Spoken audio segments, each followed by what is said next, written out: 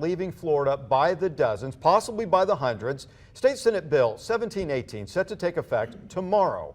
Right now, it's being called the toughest piece of legislation on immigration, and we have learned that the law is already forcing people out of the Sunshine State. And now we have taken an exclusive look at how this law will affect the service industry and construction workers who may have to leave projects that are unfinished out of fear of retaliation.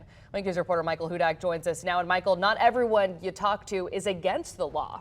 Every single person who I interviewed will tell me there are pros and there are cons. One pro that someone suggested to me is less money spent on emergency health care for illegal immigrants when that money could go to someone who is legally allowed to be here in the U.S. A possible con, kicking people out of the state that are willing to work tough physical jobs for $9 an hour. And although it's too early to tell how this law will affect our state, when you listen to these two undocumented workers you're about to hear from, the fear is real and it's setting in now. These two men working on drywall on Palm Beach Boulevard. We've already seen 10 of our people leave, and that's just the beginning. Are afraid of Florida's new anti-illegal immigration law because these two men are the targets to the measure. They are undocumented. We're considering leaving too. We have no choice. As you heard, they say they're close to leaving the state of Florida, never to come back, and all because of Senate Bill 1718. And I see the people are not coming out to be around like they used to.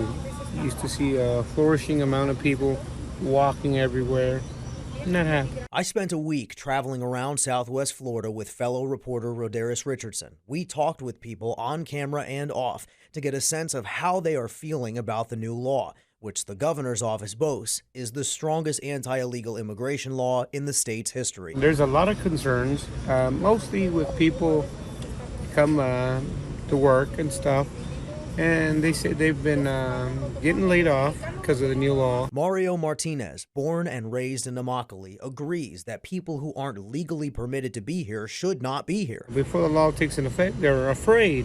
They're actually leaving before, the law actually took effect. They were already leaving. But he believes this sweeping legislation is too aggressive, from slashing social services to making it more difficult to go to the hospital to demanding every employer who has more than 25 employees verify that each one has the legal right to work in the U.S. So what's the problem with only singling out the Latino population, the Mexicans?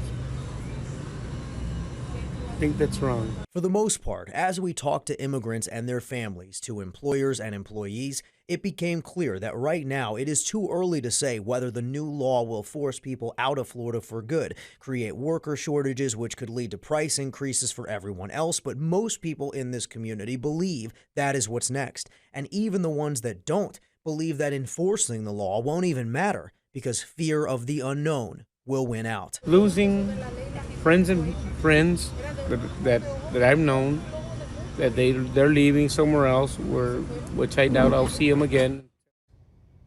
So the letter of the law is strict, but how strictly will it be enforced? How can it be enforced at the local level? And how worried are people like Mario that their own friends could be gone within weeks or even months? That's Monday on Wink News. Back to you.